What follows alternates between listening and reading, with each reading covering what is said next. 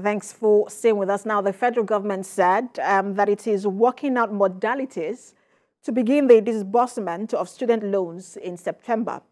David Adejo, who is the permanent secretary at the Federal Ministry of Education, disclosed this while answering questions from journalists in Abuja on Wednesday. President Bola Tinubu on Monday signed the bill to give students access to interest-free loans into law.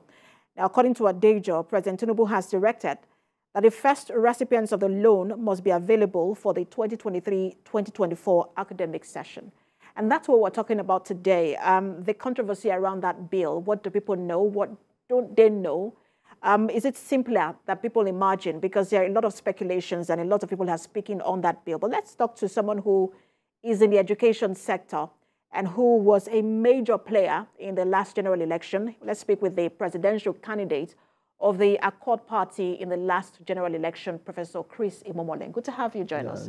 Thank you for inviting. It's been a while. I mean, you ran and then, one would say that there is no loser, everyone is a winner. So let's start by congratulating you for even being part of that election. Thank you. But you are in the education sector. You've always been in the education sector. When you saw that the president has signed this particular bill into law, what was your reaction? Okay, I think this is my first media interview after the election because so I've been now we are done with campaign. It's now time to govern. And for me as a person, all I want is a better country. So I am not going to sit at any side of the fence to criticize what is good or nod my head at what is not okay. So what we'll be doing now is to watch and ensure that we have a better country. So I haven't said that.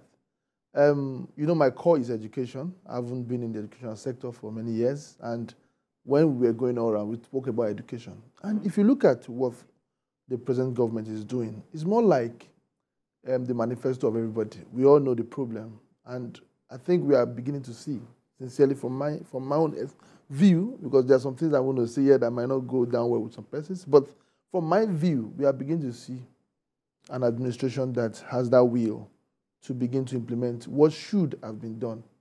We, for a very long time, have had government who have promised what is not possible, and we are now seeing the loan implementation, and we are getting to know that the truth that tertiary institutions cannot be fully funded by government, and there is need to cushion, and those are part of the things we are doing, which is in the right direction. Yes, it happens in every developed country in the world, in the United States, in virtually every part. Students are aided to pay their school fees because education is very, very important and it shouldn't be a privilege to a very few persons. So with what has happened so far, I think I'm very much happy. And again, if we look critically into that bill, you're going to see a sign of faith. The sign of faith is this, that students get to pay back 2 years after their NYSC. It's a sign of faith. But isn't that assuming that they would have already gotten a job? Because that's what a lot of people are also worried about, that, look, the moratorium, if I would use the word, when you are done with NYSC, that time that you have to pay is 2 years. But what if you haven't gotten a job by then? 2 years, you are paying 10% of your profit or salary. You read it very well. It means that there's a faith. The faith is therefore that government know that they have a lot of things to do. Then we must make sure that we stimulate the economy so that young graduates who finishes at least 2 years after the NYSC, they should have themselves doing something or get themselves employed. It's a statement of faith. I like that faith. It's a sign of taking up responsibility. Nobody wants to give out something without having to work to collect back. It's a sign of faith. And the faith is not, the statement is not, you pay 10% from nowhere.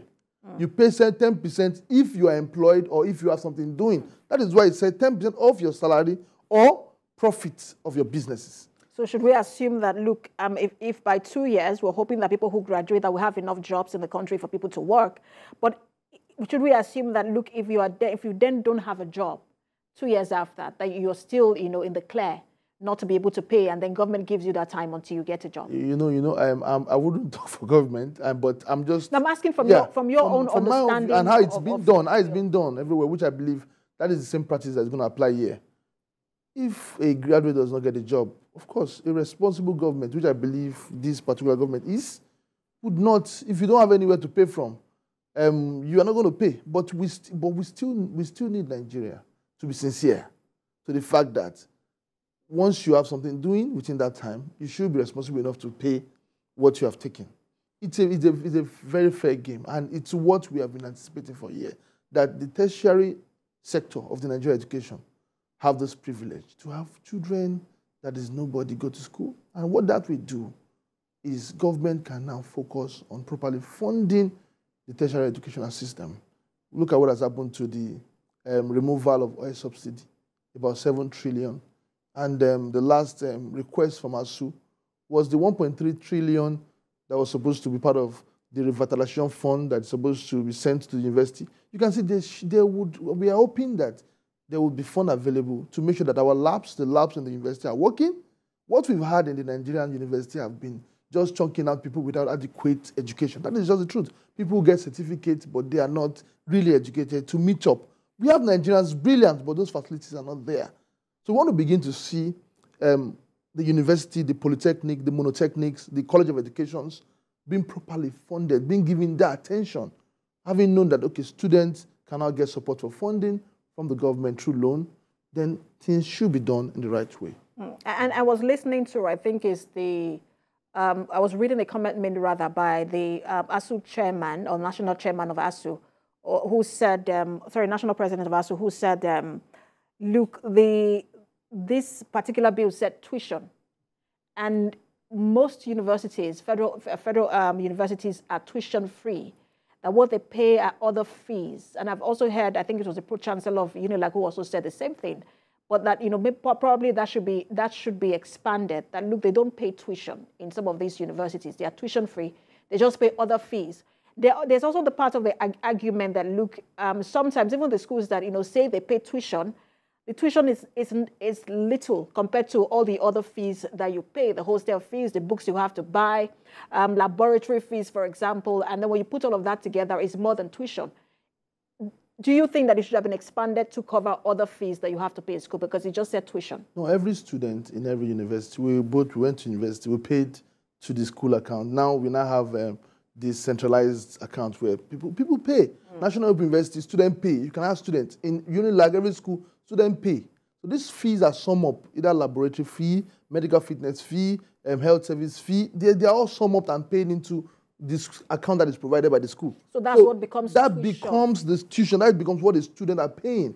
So whatever you pay, for example, to rent hostel outside the school, or whatever you're paying to get textbooks, sometimes you pay to buy textbook, minor, but whatever is paid to the school account or the account that is given becomes what the student is responsible for. And it's on that the student can, I believe, can apply for the support loan to aid them. Yeah, which it means that we have moved a leap. Look at, go to Ghana, for example. I'm sorry if I'm mentioning it, but we have to compare. Education are expensive. We operate in those places. Go to other West African, education can be very expensive. So now, government now have that. I believe we can have students who are truly educated. And this would also, in coming years, would attract foreign students. I believe. When you say students who are really educated, would that be because they were not able to pay tuition? Doesn't that have to do with other factors to get students really educated? No, that has to do with the fact that there's no proper provision. If you look at what government have been doing, the ASU is requesting for 1.3 trillion. This is an agreement they had since 2019. Government had promised but cannot do that. So what happens now with the removal of fuel subsidy, with the economic boost, and there's a lot of things that's going to happen. I believe the government will be doing that. There would be proper focus to ensuring that. Look at in April, just April before the last admission left, about 30 billion have been allocated for 6 universities, 6 polytechnic, and 6 monotechnic. This would go ahead to ensure that more schools have access, federal and state university. And this particular sector control about 90% of Nigerians in tertiary education. So there would be, for me, a focus to funding and ensuring that there's equipment, there is proper training and retraining for our lecturers, there's access to digital education, there's access to even the welfare of the lecturers, which has been a long-time complaint. So we now have that focus. And it's a very organized system, and it happens everywhere. So if anyone is complaining about this, then we need to look at what's happening in other countries that today have one of the best education, student loan aids. Because once student loan is now a burden in the U.S. To the point where the President Biden is now looking to forgive, at least some amounts, and say, look, we're going to at least take out some of this amount for you, so you can focus, because it's really a debt. People work and spend their time paying off their student loan. Do you foresee a situation where that also becomes a problem, where people are working and it looks like, oh, this is a burden on their shoulder just to pay a student loan? Yeah, every responsible government at a time in the US, we have loan forgiveness. It comes time to time but the truth is this: funding education and making sure that every school, every university have all it takes to properly educate your citizen takes a lot of fund. And if the burden, for example, is pushed to the student to pay to be huge, eventually we might have Nigerians what we have today, who are not, sorry to say, our education system is not one of the best in Africa, let alone the world. So what I'm seeing the government wanting to do is to really fund, to make sure that we have state-of-the-art facilities in our university system. And it will cost so much money for an individual, hence the student loan. Yes, in the future, it could turn out to be what the US is facing, but it's still a better situation than not having any facility in your university at all. And talking out graduates who cannot talk about robotics, who cannot talk about artificial intelligence, who cannot talk about building space. We talk about entrepreneurs in all these countries. They are products of the educational system. And it comes with critical funding of that system. That is what I see the government of this administration wants to do. And that is what we also have clamored, that is the kind of education we need. And once such a fund is pumped into the education system, to retrain, to digitalize, to do a lot of things, to change the curriculum and have a new curriculum that will build Nigeria to solve not just local problems. But this particular fund only just addresses, tuition fees for people who are not able to meet that requirement because of, family income.